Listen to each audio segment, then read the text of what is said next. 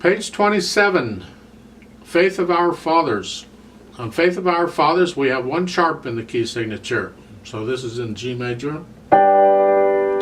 So all the F's in this piece are going to be F sharped automatically, unless they have a natural sign. I don't see one. Okay. The melody is in the right hand again. Bring out the melody. The hands are going to move around a little bit. The only pedaling is the last two lines. You see the little bit, you get a little, not the whole lines, and it is legato pedaling.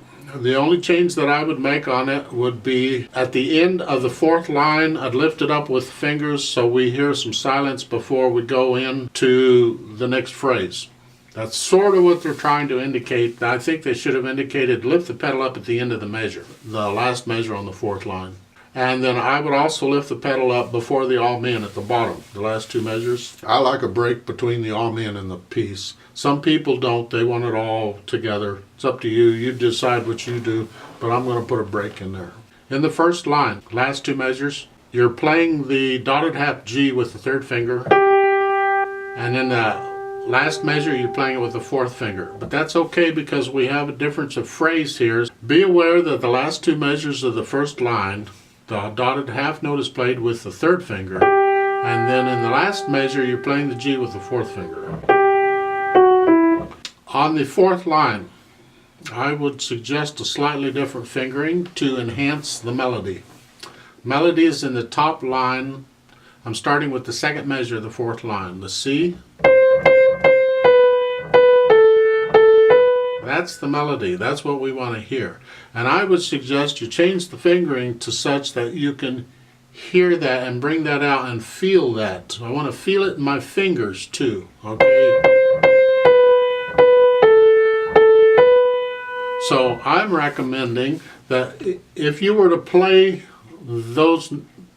that line without the bottom note in the right hand, just the top note by itself, you would finger it 4 on the B's, 3 on the A's. I would finger it like that. Let's just finger it like that and just add the bottom note. The bottom note isn't getting in the way, I hope.